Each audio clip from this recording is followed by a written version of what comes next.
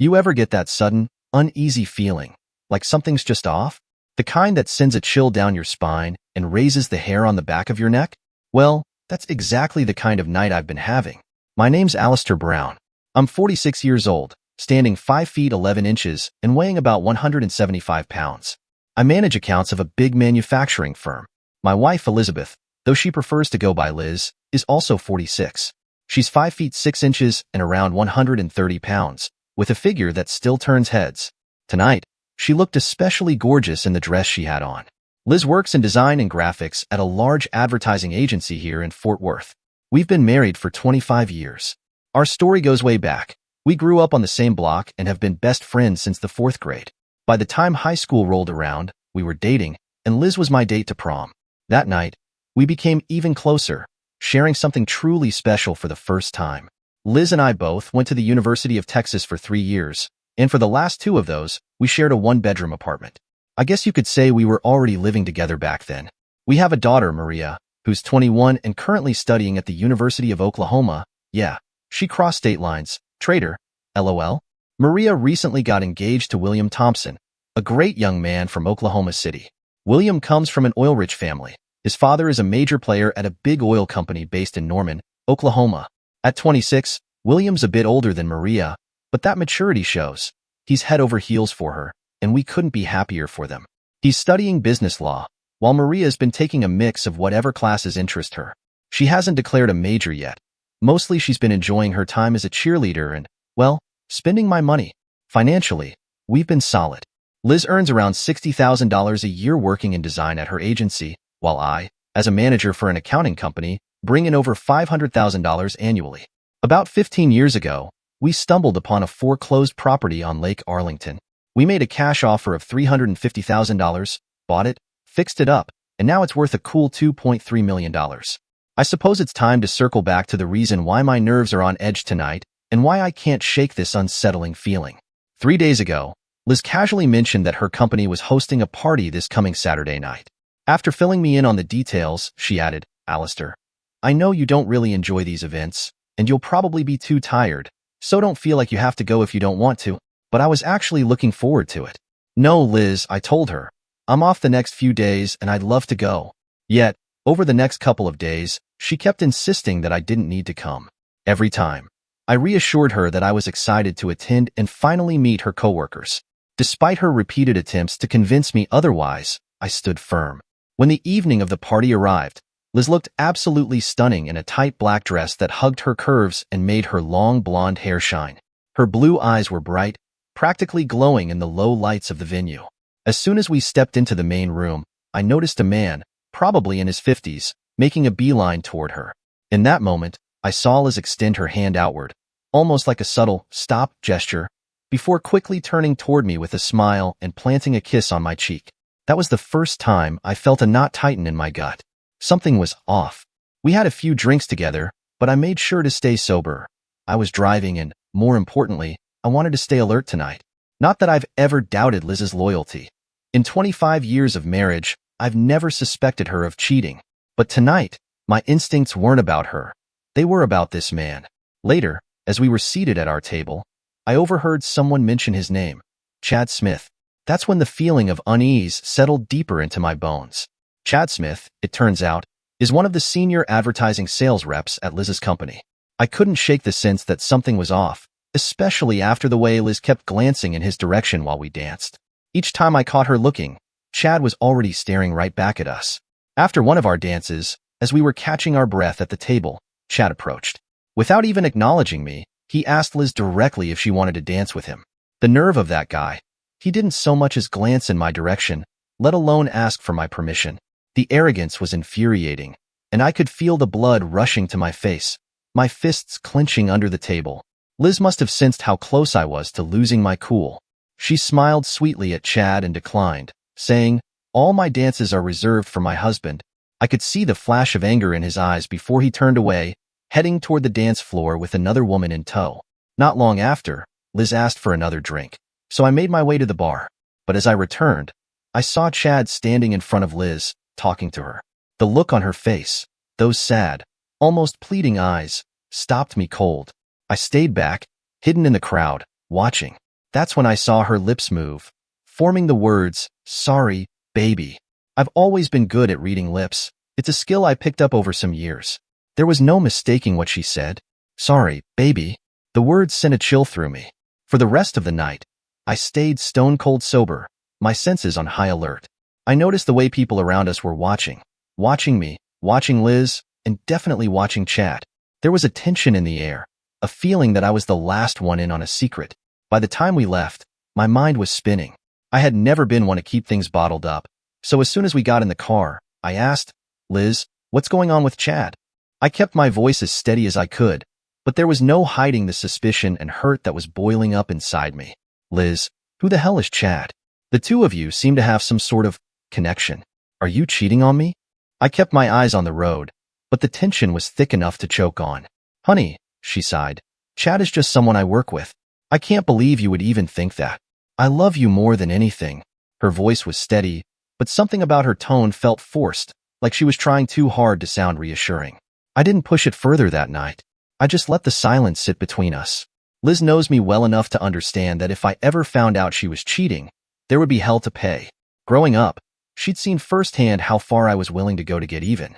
Back in high school, when some punk used to bully me, I waited until school let out, cornered him, beat the living daylights out of him, stripped him of his pants, and left him there humiliated. Liz was right there to back me up, swearing to the teachers that I couldn't have done it because I was with her the whole time. So, yeah, Liz knows damn well that I won't be the kind of man who just rolls over and takes it. If she's messing around, she should know there's a storm coming.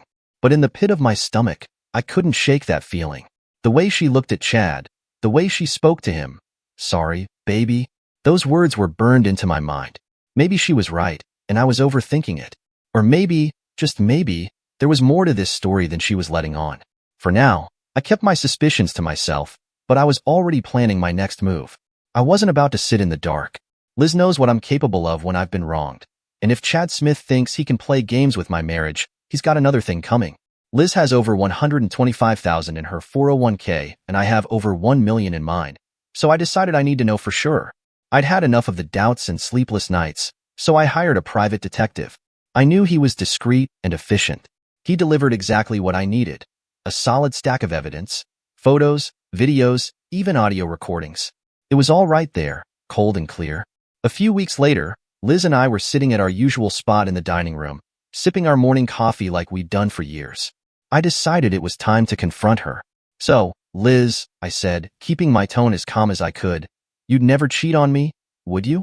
Never have, right?" Her eyes darted up, surprise flashing across her face. "No, honey, of course not. Why would you even ask that, Alistair?"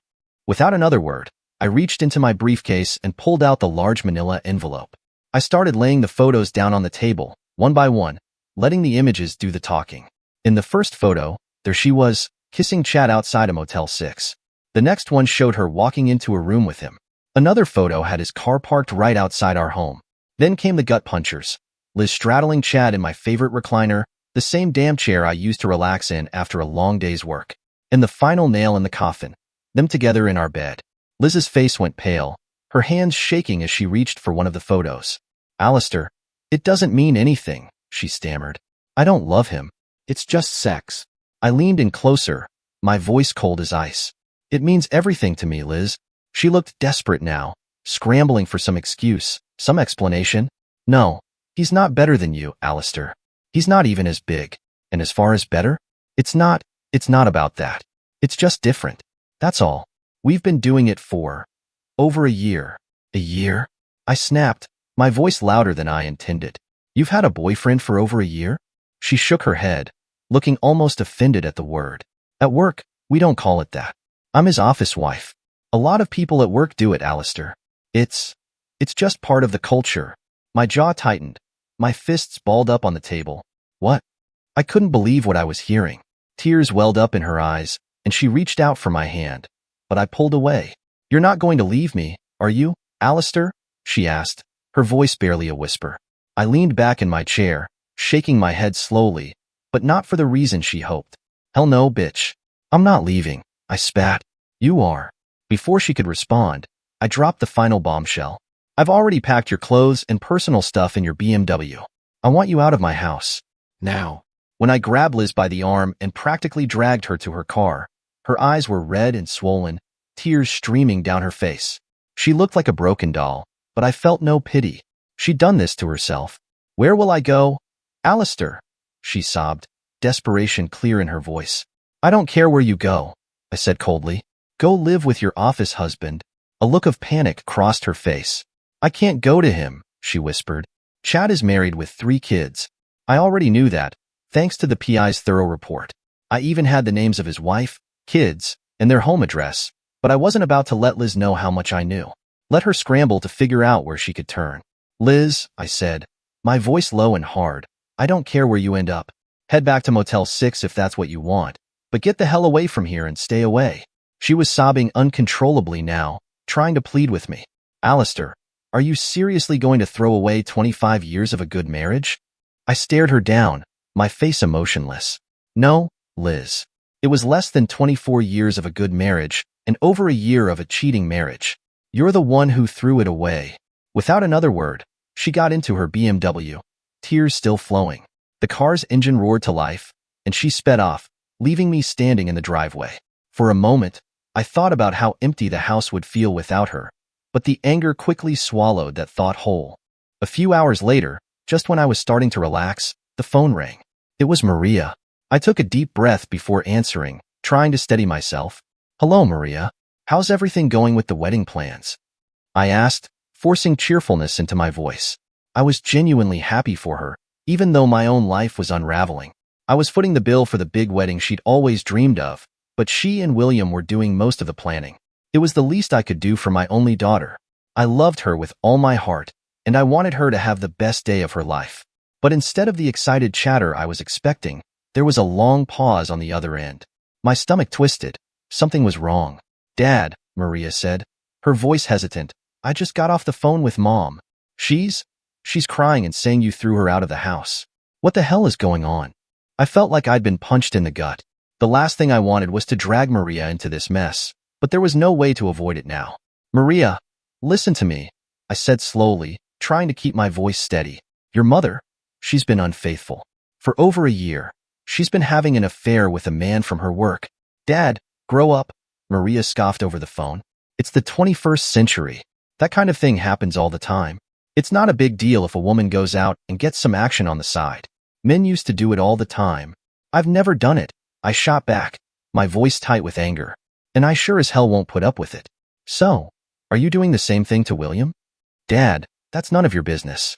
Besides, William and I aren't married yet, so whatever I do is my concern, not his." I was stunned. "Who else in our family is doing this crap?" "Aunt Nancy does, Dad." "So what?" "My own family." "A pack of cheaters," I muttered, feeling sick to my stomach. "Dad, you need to get over it and let Mom come back home," Maria insisted. "Besides, it's not that big of a deal. And by the way, I've met Chad. He's a great guy. Mom wants him involved in the wedding, and so do I." I couldn't believe what I was hearing. "Are you serious? Have you all lost your minds?" I was boiling with rage. "Well, if you want Chad at your wedding, let him walk you down the aisle. Because if he's there, I sure as hell won't be." And with that, I hung up.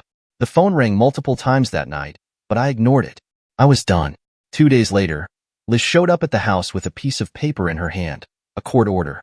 It seemed her so-called office husband had a top-notch lawyer, and she'd managed to secure a temporary order granting her the right to return home until everything was settled. She had the audacity to try to talk to me about her affair. She stood there, with that infuriating calmness, trying to justify her actions. "Alistair, it wasn't affecting our marriage," she claimed. "I've always been affectionate with you when you asked for it, and I can continue to be that way. But I don't see any reason to stop seeing Chad." The sheer audacity left me speechless. She truly believed that what she'd done had no impact on our marriage, that she could just carry on as if nothing had happened, expecting me to accept her and Chad as part of my life. I didn't know whether to laugh or scream. "You know damn well, Liz, I'm never going to put up with a cheating wife," I spat, barely keeping my rage in check. "And as for your so-called affection, don't bother. I'll never touch you again. You can keep the master bedroom. It's already tainted, seeing as that's where you screwed him. I've been sleeping in one of the guest rooms ever since I found out how much of a 304 my wife had turned out to be." "Alistair, I am not a 304, she protested, her voice shaking. I don't care what you want to call yourself, Liz. It doesn't change a damn thing. I'll be filing for divorce this week to put an end to all of this. But Liz wasn't backing down. Alistair, I don't want a divorce, she said, her tone shifting. And you should know, Chad and I have already consulted with his lawyer. If you go through with it, I'll get the house and half of all our assets. You make more than I do, so I'll be entitled to a big chunk of your paycheck in alimony. So, my dear husband, she added, a cold smile on her lips, you might as well just sit back and accept it, like Chad says. Go to hell, you and Chad both. I stormed off into my room, slamming the door behind me. Hours later, around midnight, there was a soft knock on my door. Liz stood there, tears streaming down her face. Alistair, please, she pleaded. I'm sorry. I want us to work this out, but I also want Chad. Her words hung in the air like a slap to the face. I couldn't decide whether to laugh or cry at the sheer absurdity of it all. The following morning, I went to consult one of our company lawyers. His assessment was grim and aligned with what Liz had taunted me about. She'd get the house, half of everything, and with Maria already out of the house, there'd be no child support. On top of that, I'd be on the hook for around $125,000 a year in alimony. Alistair, he said with a heavy sigh, there's no easy way around it. You're screwed if you go through with a divorce. The next few days were tense but quiet. We avoided each other, not exchanging a single word. But on the third day, Liz broke the silence. So, are you still foolish enough to pursue this divorce? She asked, her voice dripping with contempt. My lawyer is still reviewing everything, I replied flatly. Screw you, Alistair, she hissed. I'll take everything you have. I didn't bother responding, just took a long drink from my high life and ignored her. About an hour later, I noticed Liz talking on the phone in the dining room. She walked over and handed me the receiver, her expression triumphant. Someone wants to talk to you, Alistair, she said. Hello? I answered. Alistair, this is Chad, came the voice on the other end. Listen, man, I get that you're pissed, but you need to just accept this and roll with it, cucky boy. Otherwise, we'll take everything you have and make your life a living hell. You have no idea who you're messing with. I growled into the phone. You can keep the 304. I don't want her anymore. She's damaged goods. So, screw you. And with that, I slammed the phone down, fury boiling in my veins. I looked at Liz in disbelief, unable to comprehend how foolish she and Chad were. I had caught them red-handed by hiring a private investigator, complete with video, audio, and photos. And speaking of the audio, if they were so smart, wouldn't they have realized that the conversations in this house and on these phones were still being recorded? Clearly, they weren't as clever as they thought they were. The following week, Liz met with her office husband 4 times, always at Motel 6, never at our house. I had made it clear to her that if she brought him back here again, I would end them both. I think she finally understood I wasn't bluffing. The company I worked for had been acquired by a larger company from Colorado. We were now running both their products and ours out of the plant, with 2 accounts manager, myself and Alex.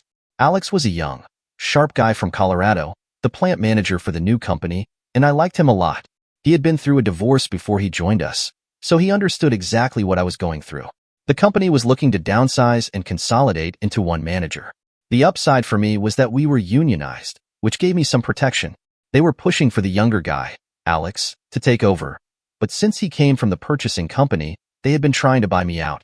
Their latest offer was $500,000 plus, converting my retirement into company stock. Alex and I decided to hit up a local strip club near the plant. He frequented the place since his divorce left him with a lot of free time. It was during one of our conversations there that a thought hit me. Everything finally clicked. Alistair, I know what you're going through, Alex said. That ex of mine took everything. I just wish I had sold everything off, or given it away and vanished before I ever got divorced.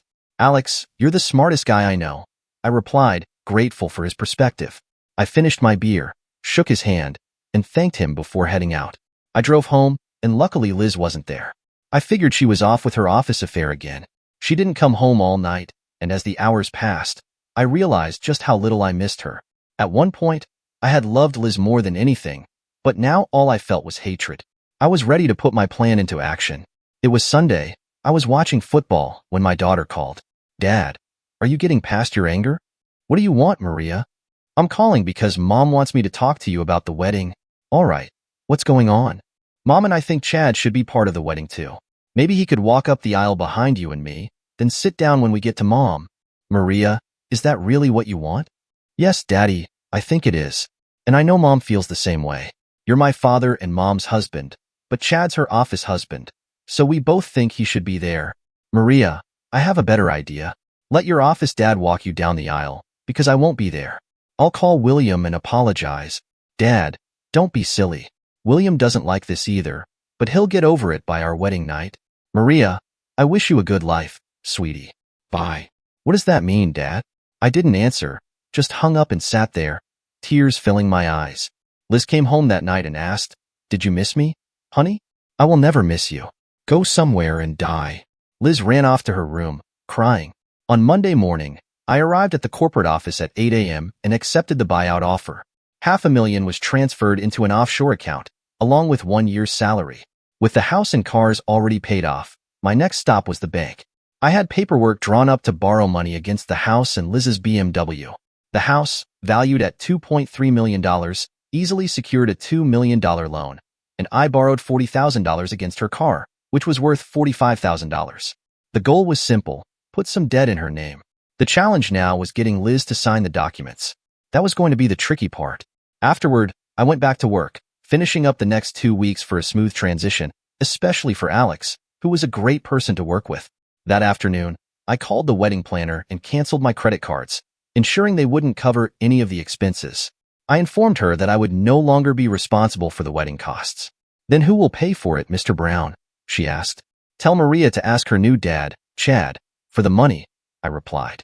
Back at the office, I worked on creating some fake life insurance policy applications, each for $1 million in coverage on myself.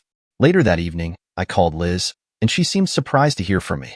"Liz, if you're not with Chad tonight, how about we have a nice dinner?" "That sounds great. I'm so happy you're getting past all this. Where do you want to go?" "The Italian in downtown, under the lights. Is that okay?" "That sounds so romantic, darling. Maybe you'll get lucky tonight, Alistair." "I hope to get luckier than you think tonight, Liz," I said. We had dinner, and during the meal, Liz tried to kiss me, but I gently told her later. I then brought up the insurance policy, claiming it was for a cool $1 million. I told her the company had suggested I take it out, with her as the beneficiary. "Liz, isn't your sister Nancy a notary?" "Yes, Alistair, she is.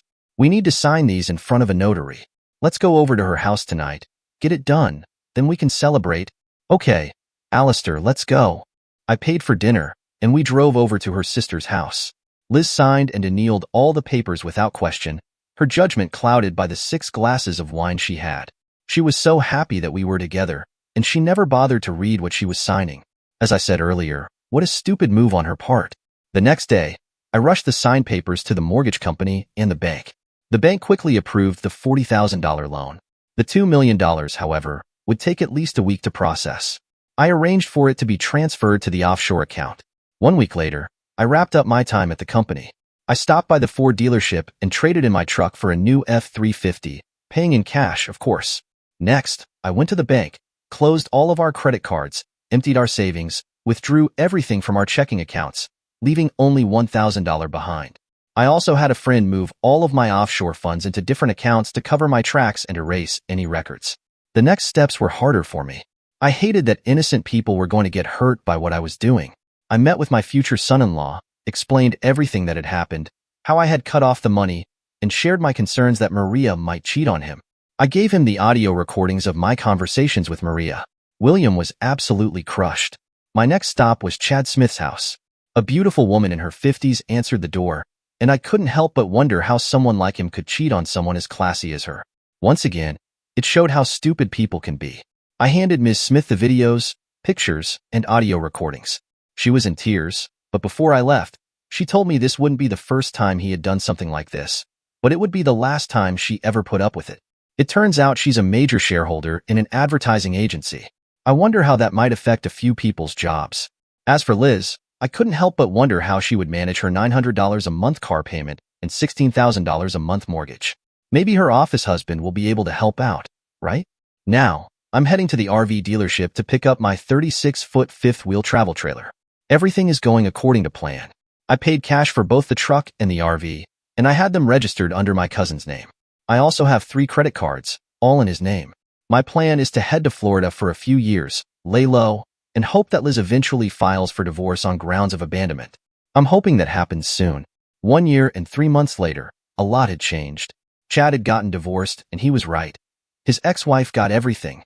She took the house and 60% of their assets, plus $60,000 a year in alimony. Chad lost his job but managed to land a position at one of the last remaining Blockbuster video stores as a tape rewinder and DVD cleaner. He now lives in a small one-room apartment above a local adult store. Liz had a much tougher time. Her mortgage and car payments kept piling up. She had always believed the house was paid off in full, but the truth was she never knew about the ongoing payments. Eventually, she lost both the house and the car. With her credit ruined, finding a decent apartment was impossible. She also lost her job but managed to pick up a waiting job at a Denny's along the interstate. She filed for abandonment, hoping to secure a divorce to qualify for welfare assistance, but it didn't go as she'd planned. They couldn't locate me in time, and she ended up with a quick, no-fault divorce just to get the welfare benefits she needed. As for my daughter, she never ended up getting married. William confronted her about the audio recordings, and she tried to downplay it, claiming it was no big deal. Just some casual arrangements, nothing more. It was the same excuse she gave me. William called off the wedding, and Maria's world completely unraveled. She lost the support of her wealthy family and her father, and now she's living in a 2-bedroom apartment in a rough part of town with her mother. From what I've heard, Liz and Maria are spending a lot of time together. Though I'm not sure if dating is the right term when men show up at their place every night, handing over $20 each. It sure seems like they're spending time together, alright?